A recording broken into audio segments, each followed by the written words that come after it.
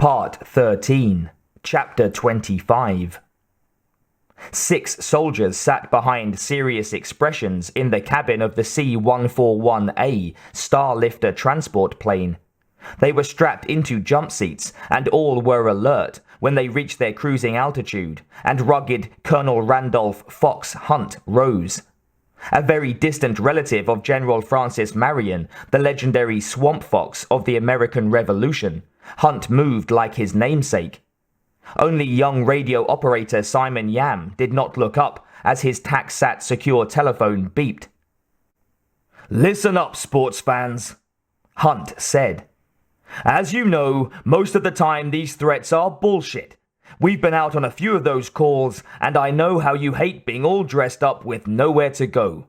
Well, I can't tell you how happy I am that this particular incident came along. It is not, I repeat, not bullshit. Word from the front is that this particular broken arrow has broken open. Our ETA in Utah is 96 minutes. Everyone use that time to triple check the seams and seals of their e-suits. Randall, Hopkirk, I want you to check the sensors on the bird. Hecht, Hill, Lancaster, you 3 go over the equipment. Test the batteries, the whole deal." "Sir?" Hunt's steel-grey eyes shifted to the radio operator. "Yes, Airman Yam." The young man rose and held out the phone, which was attached to a backpack resting under the seat. He said with a trace of awe, "It's Chairman Dreyfus of the Joint Chiefs of Staff." Hunt smiled. Finally, the big guns themselves, the guns of Navarone, needed his team. Hunt welcomed the chance to prove their worth, and he walked over smartly and took the phone. "Colonel Hunt here." "Colonel," said Dreyfus, "I wanted to take this chance to wish you and your men good luck, and also to warn you. There's a chance we might have a terrorist out there." "Is there new information, sir?" "No," said Dreyfus. "Just some very real concern around here that one of the 2 pilots on board the B-3 may have gone bad." "Who were the pilots, sir?" "Captain Riley Hale and Major Vic Deakins. Do you know them?" "Sir, I boxed with Deakins once." "Well, we don't think he's the perpetrator. What's your plan for this kind of contingency?" "Sir, we look for booby traps around the site and in the warhead itself. Post guards and check likely sniper nests. Are you thinking that it's a lone wolf or a pack?" "We aren't sure," Dreyfus admitted. "Just be ready for anything." Hunt smiled. He glanced towards the back of the aircraft, at the bird. The Bell Jet Ranger 3 that was securely fastened in the cargo hold, its rotor blades folded over, its tail rotor mast lost in the shadows. "We're always ready, sir." Hunt smiled. "Obviously," Dreyfus said. "If this isn't an accident, we want the perpetrator apprehended. More importantly, though, we want the situation defused at any cost." "Understood, sir," Hunt replied. "We've been waiting for this a long time, and we won't let you down."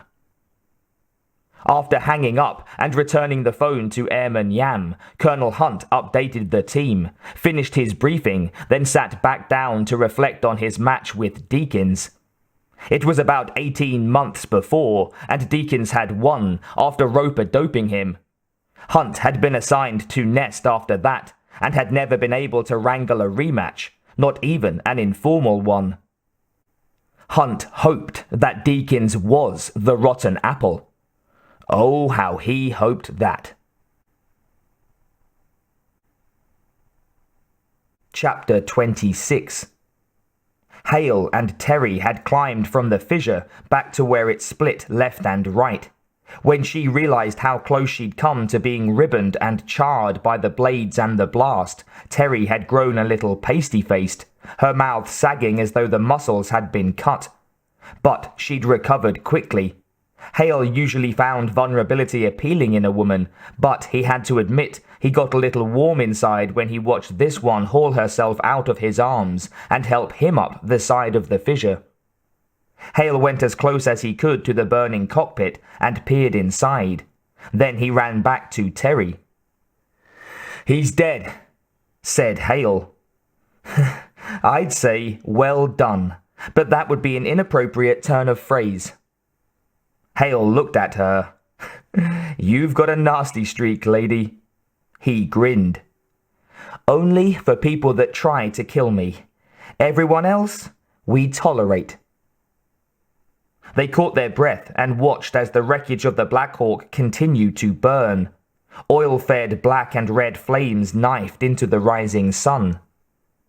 Hale's eyes moved from the fiery ruin to the horizon, while his mind moved to the future. "How do they get out of here?" he asked. Terry said, "Get out? Mister, I don't think that helicopter's going anywhere." "I mean the weapons. How do they get the weapons out of here? Dee could have a backup. He'd be prepared." He looked at Terry. "What would you do? How would you get a couple of half-ton warheads out of here?" "Well," said Terry, "if they've got trucks, they could take the four-wheel drive trail." "There's a trail just for that?" She nodded. "Very popular with the Range Rover crowd, and... Shit!" "What?" "He has got trucks," Terry said excitedly.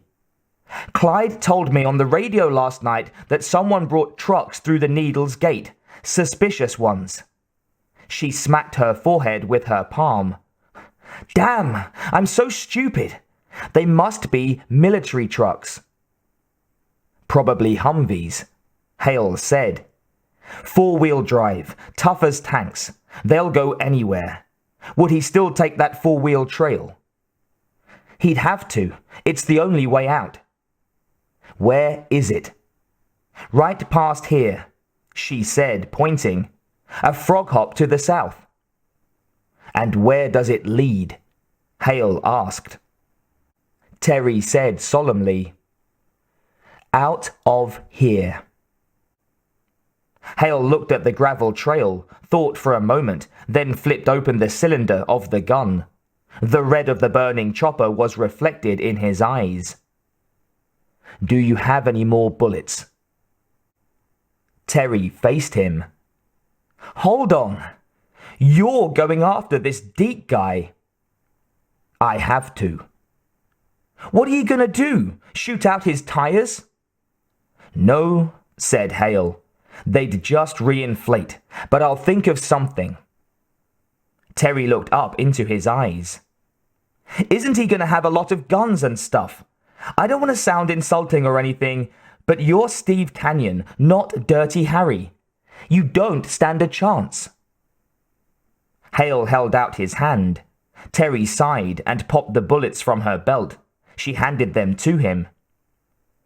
"You might be right," he said as he loaded the empty chambers. "But I don't have a choice. Those nukes are my responsibility." Hale snapped the cylinder shut and noticed his hand was shaking. It had been a rough day, but that would never do. He shut his eyes, took a long breath. "You're not up for this," Terry said. "I am. Meantime, I need you to get to a phone to call McMurrin. Will you do it?" "Yes, but..." "Thanks," Hale said. He offered her his hand. "Thanks for everything." She shook it. "You're welcome, but don't worry," Hale said. "I'll be okay. Listen, do you have a 20? She looked at him. "You want to borrow $20? "Yeah, I didn't bring my wallet. There's not much to buy on board a B-3. "What are you going to do with it?" she asked. "The gift shop's closed." "Funny," he said, then held out his hand again. With a look of disbelief, Terry slipped her wallet from inside her jacket and gave him a 20. "That's next week's grocery money," she said. "I'm good for it," Hale said, squatting beside a rock. "Not if you get dead," she rejoined. "In that case, call Whiteman and ask for General Hubert Boone for it," he told her. "I'd rather you be here to pay me back." Hale stopped what he was doing and smiled up at her. "That is the first nice thing I've heard all day. Thanks." He finished slipping the money half under the rock. "But don't worry, I do have one thing going for me." "What's that?" He stood. "The last thing in the world Deke expects is for me to come after him." Hale's expression grew distant as the red of the fire became the blinding sting of a right hook.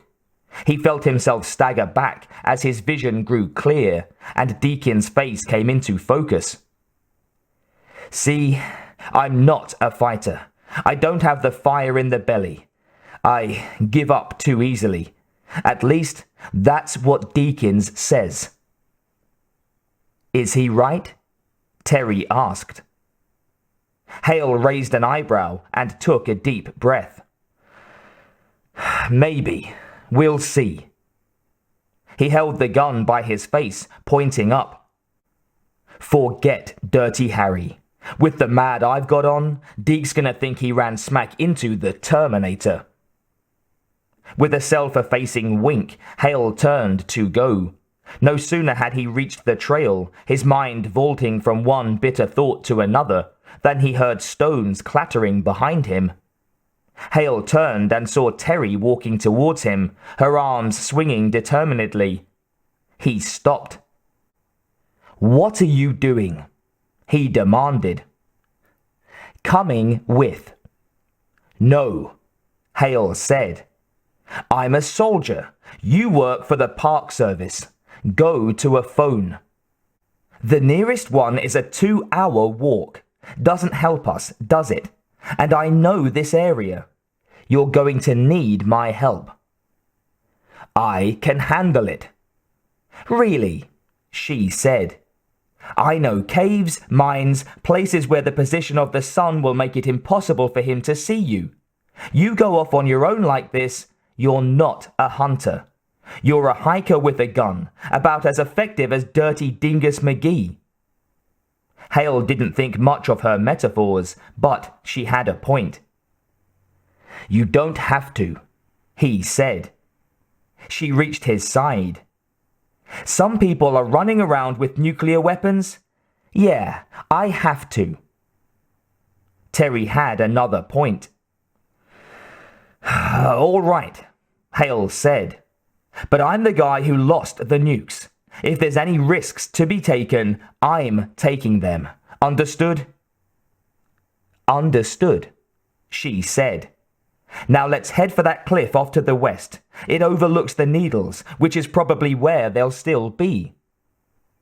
Hale's mind was still a confusion of thoughts and emotions as they set off, but he was able to focus on one thing at least.